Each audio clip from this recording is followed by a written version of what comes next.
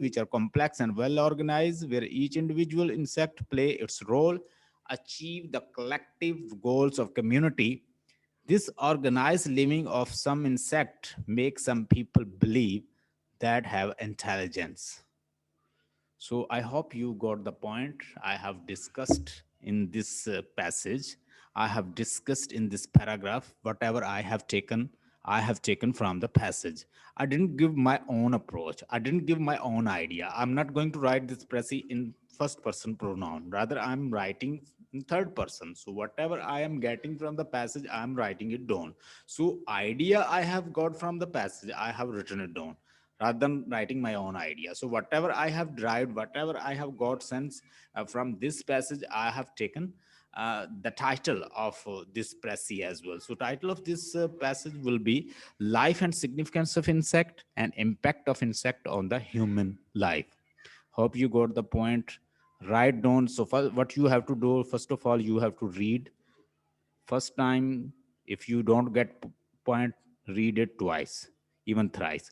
So once you get the sense, whole sense of the passage, you have to write into points. So make your points. So once you make its points, then you can simply write it in the form of one third of the passage. You will only give one third of the passage. So here I have written only 125 words, which is a one third of the passage. So here is a comprehension. Now we are going to discuss about comprehensions. I have already told you comprehension is not like pressy writing. Here you have to write whatever in the passage. Over there you have to write gist or main idea in the passage. But here you have to write the question answers. So how you are going to write question answer? If you don't know passage, how you are going to write question answer? Don't jump to question answer rather than jumping to the question answer or talking about question answer, reading question answer. You first of all, you should read passage twice, thrice. Once you get the sense, you should move to the question answers. So question answer will be understandable, or you will easily pick its sense once you read the passage. So passage is you can say passage is primary source of knowledge. So once you get the knowledge of this passage, you will easily understand questions answer. My suggestion is, my view is, don't jump to the passage. Don't jump to write the précis of this passage. First, read passage as much as you can. Read twice, thrice. Once you get the sense, you should move to the question answer and you can easily solve it. So one thing more, keep it in mind, read passage and come to know whether it's a past tense or it's a present tense, or what kind of tense it is having. So after that you should go to the question answer and find in which tense writer is examiner is demanding you to give the answer. So once you find it is the past tense, you will give answer in the past. Once you find it's in the present tense, you will give answer in the present. So let's see this passage. The next ingredient is very important. So here in this passage, writer is saying temper is very useful. If you've got a good temper, it's uh, it's very good for the humankind. He says that bodily sin, when you perform bodily sin, there is a there is a there is a sin of a body and there is a sin of the dispositions character. So sin of character is very dangerous. It can make a hell out of heavens. So if you've got heaven, you can make hell out of heavens. So make your heaven your place as a heaven. So how you are going to make it? You can make this word heaven once you got a good temper. But once you have a bad temper, you are not good at your temper. You are easily You can easily triggered, you can easily irritate, you can easily disturb, you can easily get into angers, you can easily uh, pick at other, you can easily shows negative attitudes. This is very harmful and dangerous, and the sin of a body is not harmful according to the writer, as you have a harmful result of the bad temper, because due to bad temper you will lose relation, you will lose your near and dear, you will lose people, you will kill people with your word, you will disturb people, you will make this world hell out of heaven. So, if you want to enjoy your life, in this passage, writer is saying you have to make your word heaven once you've got good temper. And there is a sin of body, and there is a sin of temper, there's sin of disposition, there's sin of character. So, this is very dangerous, according to writer. The next ingredient is important. Good tempers, love is not easily provoked. Nothing could be more striking than to find this here. We're inclined to look upon the bad tempers as a very harmful, harmless weakness. We speak of it as mere infirmity of nature. Our family failings are matters of the temperaments, not a thing to take into the serious account in estimating a man's character. And yet, here, right in the heart of this analysis, man's character, and yet the right heart of this analysis, love, it finds a place, and the Bibles again and again return to condemns it, one of the most destructive element in the human nature. The peculiarity of the ill tempers is that it is the vice of the virtuous. It is often a blot on an otherwise noble characters. So here people say that ill temper is not bad. It's a vice of the virtuous people, they can be ill tempered. You know that some people, they say that I am very bold person, I say whatever I have in my heart, my mind, I say it openly, I just vomit it. So this is very dangerous according to writer. When you vomit everything onto other people, what will happen? They will get hurt. You can disturb them, you can create problem, you can fight, you can create uh, troublesome environment. That will be a kind of troublesome situation. You can disturb other, you can create confusions, you can create bafflement in society, people will be disturbed. So it should be condemned if somebody is performing like this sin, especially sin of disposition, sin of character. So according to writer, it is a sin of character. It finds a place, and Bible again and again return condemns as one of the most destructive element in human nature. The peculiarity of the ill temper is that the vice of the virtue. So people call it vice of the virtue, while the people who is performing sin of disposition, sin of character, like the like speaking ill, like violating the rules, touchy, and quick tempered, or person who is easily irritate other, or irritate himself, or bad tempers, just speaking ill of others, and out of mind. So these characteristics are not good according to writers, and should be discouraged rather than encouraged. The truth is that there are the two great classes of sin: sin of the body, and the, here writer is saying, the sin of the body and the sin of the positions. The prodigal sons may be taken as a type of the first, and elders brothers of the second. No, the no, the society has no doubt. No society has no doubt whatever as to which of these is the worst.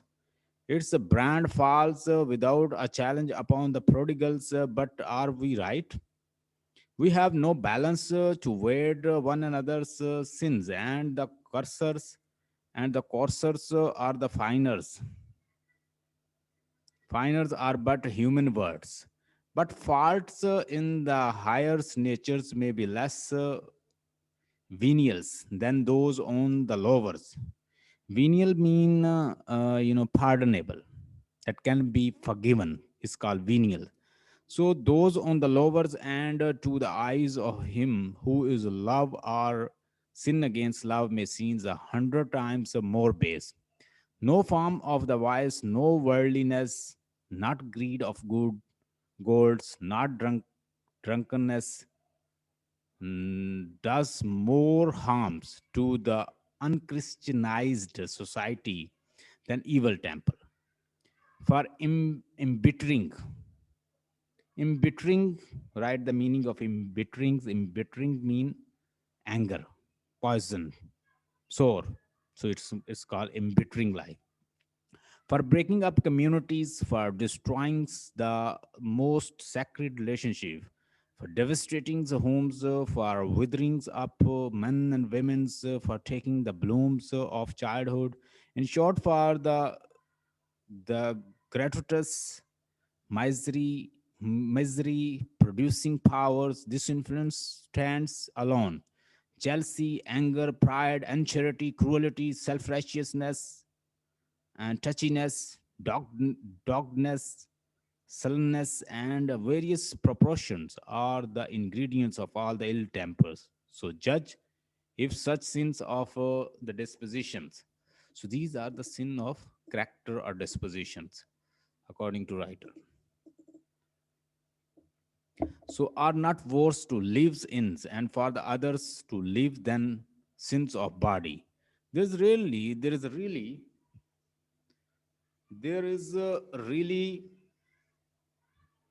There is really no place in heavens for the dispositions like this. A man with such a good could only make heaven miserable for all the people in. So the person who is having such a temper, with such a disposition, with such a character, he can make heaven, he can make hell out of heaven. So, what is the popular notion about the bad tempers? So, what kind of problem bad temper will be having? So here I would like to suggest you can either take answer from the passage, but you have to mold them. Since answers are available in the passage, but you have to mold it. You're not going to write as it is. Rather, you are going to mold it according to your questions. So here question, what is the popular notions? What is the popular notion about the bad tempers? So here one thing is clear, writer examiner is asking about bad temper. We have since we have studied about bad temper, we have enough data about bad temper in the passage. So what we are going to write over there, the popular notion about the bad temper is that it is just a harmless human weakness. It's just a harmless human weakness, minor defect in the human nature, and not a serious imperfection in one's character.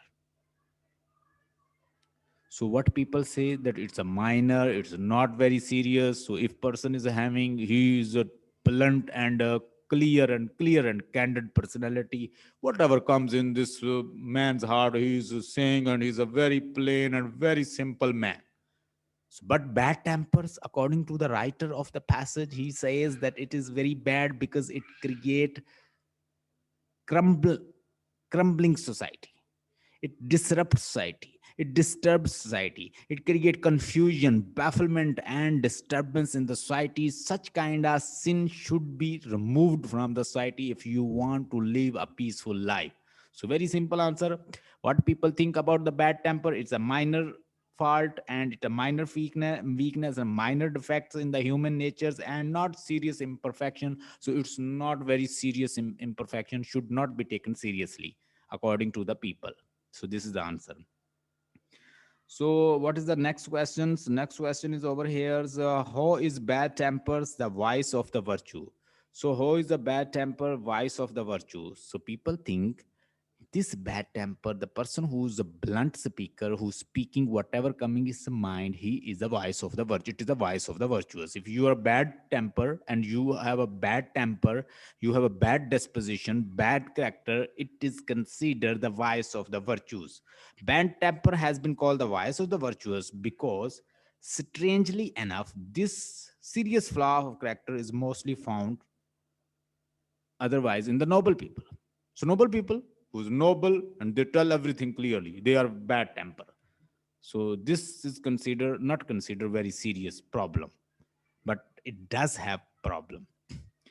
What class of the sins is worse, and why sin bodies are sin of the disposition? According to writers, we'll say over here that two kind of sin. There is a sin of disposition and sin of body.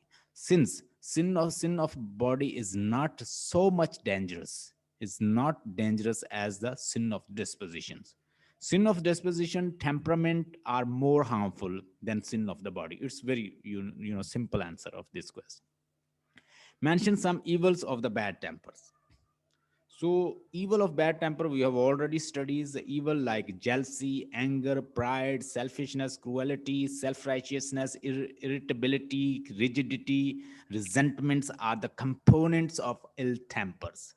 So, mention some of the evil of the bad temper. We'll be talking about jealousy, anger, pride, self righteousness, selfishness, cruelty, self righteousness, irritability, rigidity, resentments. These are the type of bad temper, evils of the bad temper. Why, according to authors, will there be no place in the heavens for the bad tempers? According to author, there is no place in heaven for ill temper because such a person would make the lives of the other dwellers of heaven miserable. So there is no place for the bad temper because he will be make hell hell. He'll make the life of other people hell, so it can create a hell out of heavens if you dwell with a bad temper person. Hope you have understood, hope you have learned, hope you got idea related to comprehensions and pressy writing. Stay blessed, subscribe our channel the ESL Academy and learn speaking skill, pressy writing, comprehensions, compressy and compositions, essay writing skill, IELTS, TOEFL, literature, linguistic, even research proposal and thesis writing class. Stay blessed and have a nice time. Don't forget to subscribe and like the ESL Academy and share with your friend. Stay blessed.